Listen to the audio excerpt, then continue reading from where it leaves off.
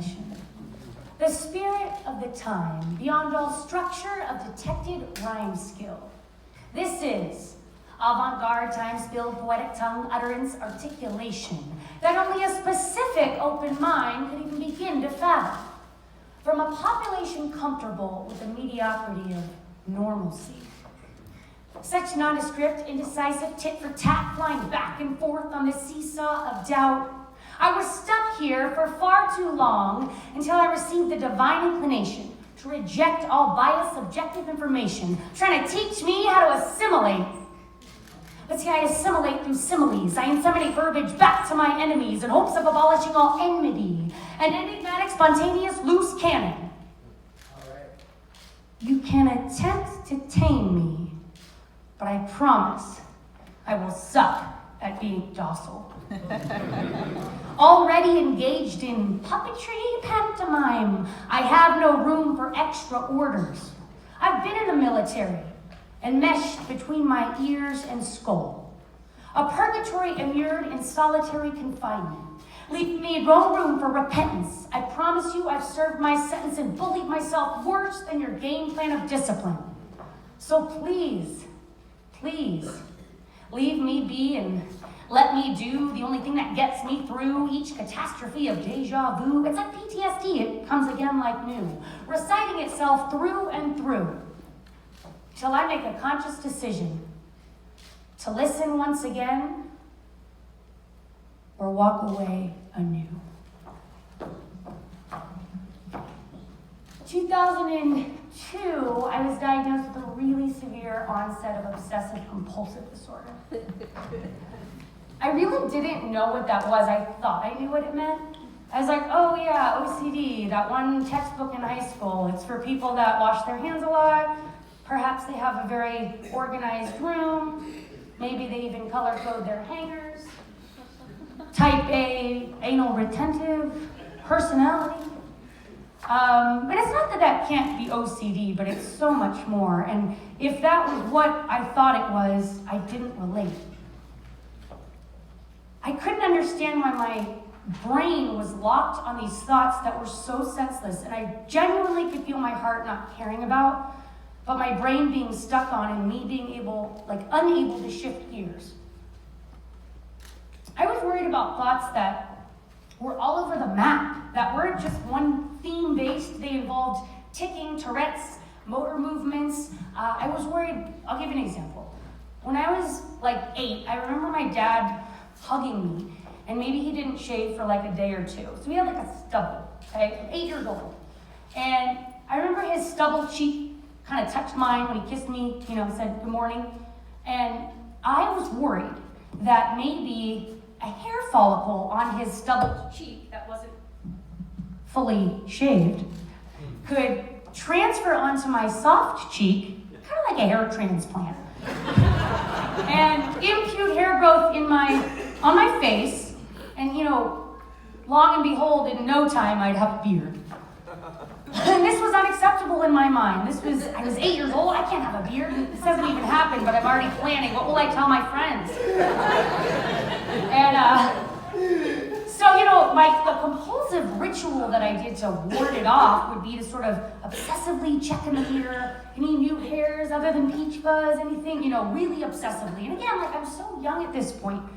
And like I said, they're bizarre. And so it's I didn't know what to do. I wasn't spending 5 or 10 minutes on these nonsense thoughts that literally didn't have a home. I mean, there's no answers for these weird thoughts. I was spending 15 to 18 hours a day to the point where I had no life. I eventually had to leave college twice to drop out. Twice. 2-time college dropout. That's hard to do. It's hard to do. And, I got to this point where I was I don't know what to do with myself. I'll give you an example of another OCD thought, because a lot of people think it's about one theme, and if it was about one theme, great, but mine was so many. I was worried that, so I knew I didn't want to have kids. Just saying, no offense, I like being an aunt, giving them back. But basically, I was okay, what if, again, none of this has happened, okay? This is all what if. What if a guy goes to the bathroom? This is in my head now, I'm visualizing. and he, urinates, sorry to be, and he, doesn't wash his hands, maybe he forgets, maybe he doesn't, maybe he never does.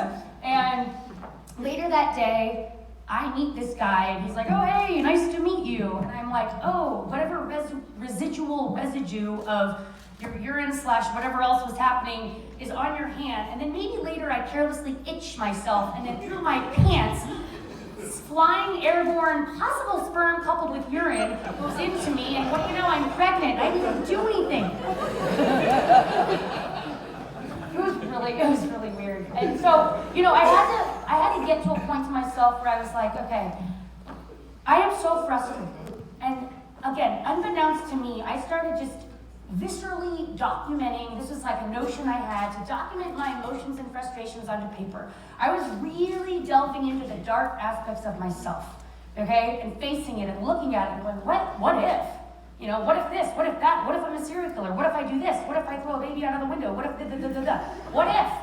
And it was like so hard for me to do, so I just started documenting, and I noticed this really interesting relationship. They never studied poetry, didn't know much about the arts, grew up playing tennis and soccer and basketball and whatnot, a little hang time there. But either way, I was noticing that here's one aspect of my OCD where I feel so out of control. My heart says this is BS, my brain says I can't get out of it. And then all of a sudden I'm looking at my words that I'm writing, my documented dabblings, if you will, and I'm noticing this relationship between words and sounds, and the way the sentences that I wrote were syntactically laid out, and phonetics, and things that I didn't even realize that were in me that I even knew of. And I felt a sense of control for the first time. I felt like I was a word manipulator. And that gave me a feeling of empowerment after feeling really, really powerless with this brain I have. I remember asking my dad if he knew of a lobotomist, because he was a doctor. And I wasn't kidding. So, bottom line, I had to figure out that, I guess the takeaway is that every one of you in this room, in some way we struggle. Whether it's mental, physical, whether it's emotional, the loss of someone. And I think it's important to know that pain doesn't feel good. I never like when I'm in pain. But there's value in pain. And pain was a catalyst for me to express myself and discover something deep within myself I never knew even existed. Otherwise, I would never be up here. I certainly didn't go to theater or study anything like that. So, it's been my experience as a queer future individual to be assertive, to be approachable. There's going to be people out there that don't agree with my view, but if I can still hold space for them who have alternative viewpoints, all the way on the right, that's okay. Let me hold space for that person. Let me be approachable to them to ask me questions. I've just found that there's been a vulnerability involved that really allows us to unite. With that, I'll leave you with a final poem. The other night, I was feeling kind of anxious. So I decided to have a cup of coffee. Lately, I've noticed that when my anxiety hits, inside my solar plexus sits a hidden fear, no time for bliss, an inimical fix, sublime dismissed.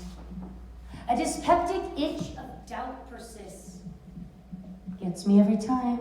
Tired of being a puppety mime. It always shows up when I'm not quite aligned. So, like a butler, I wait at its beck and call. No fate nor faith. Heart palpitates.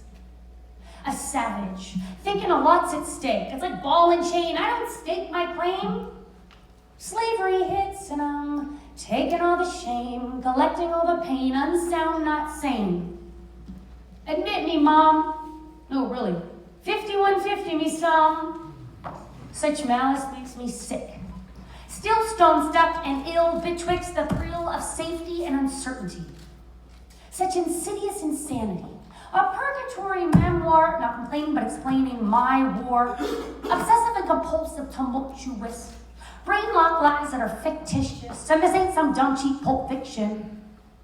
or a poem about repeated cleaning and hand washing. It's superstitious, vicious, entirely cyclic mischief, and I'm walking TikToks and into the squalor. You're bound to get a haircut if you hang by the barber parlor, or get your lips wet when you're about to kiss and pet, or get burned quick if you ever play with fire, and I wonder when I'll ever come to. See, I keep coming in and out of riddle, trying to see my way through, and if I sing me a song, I seem to feel more in tune. Poetry helps to assuage all the gloom.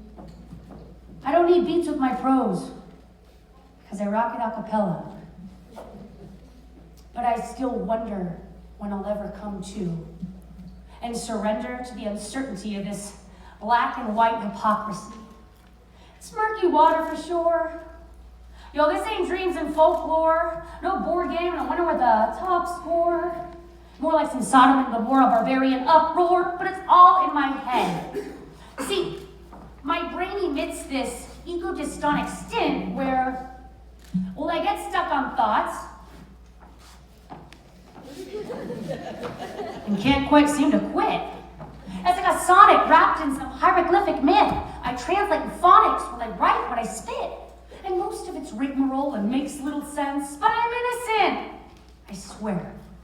Innocent in this sense, but I'm doing the same thing, expecting a different result. Some coin that insanity, I keep claiming hope.